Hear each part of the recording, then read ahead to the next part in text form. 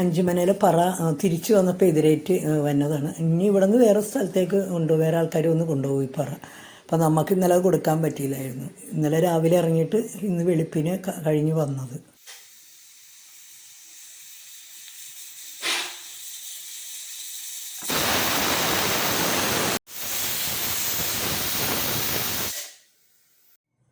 അപ്പോൾ നമുക്കിന്ന് രാവിലെ മത്തങ്ങ എരിശ്ശേരി ഉണ്ടാക്കാൻ പോകണം. അപ്പോൾ അതിന് മത്തങ്ങയൊക്കെ എരിച്ചിട്ടുണ്ട്.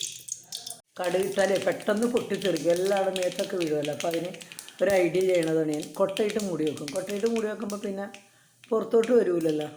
അതങ്ങനെ ചെയ്യും. ഇപ്പോൾ മിക്കപ്പോഴും കടുക് പൊട്ടിക്കുമ്പോൾ ചെയ്യുന്ന പരിപാടിയാണ്. അത് നമ്മൾ തേങ്ങയും കൂടി വറുത്തിടും. എരിശ്ശേരിക്ക് തേങ്ങ ഇടുമല്ലോ, അപ്പോൾ തേങ്ങയും കൂടി ഒന്ന് വറുത്തിട്ടേക്കാന്ന് ഓർത്ത്. അപ്പോൾ മത്തങ്ങക്കറിക്കൊക്കെ വറുത്തിട്ടായിരുന്നു മത്തങ്ങക്കറി എരിശ്ശേരിക്ക്. ഞാൻ കുറച്ച് ഇടിച്ച മുളക് കൂടി ഇട്ട് തേങ്ങ വറുത്തത്. അപ്പോൾ അതാകുമ്പോൾ ഇത്തിരി എരിവും കൂടി കിട്ടുമല്ലോ നമുക്ക്.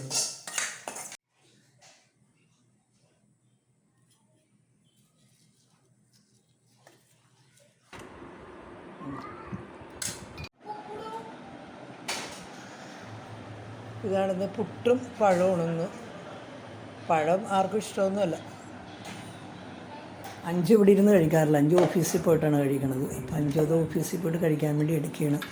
അപ്പോൾ ആ നേരത്തെ ധൃതിയായിരിക്കുമല്ലോ. എന്തൊക്കെ ഒരുക്കി വെച്ചാലും അമ്പലത്തിൽ രാത്രി ഇച്ചൂടനൊക്കെ പോയി വന്നപ്പോൾ കൊണ്ടുവന്നതാണ് കരിമ്പും ഇച്ചൂടൻ്റെ അച്ഛന് ഇതുണ്ടായി. ഈ സാധനം ഭയങ്കര ഇഷ്ടമാണ്.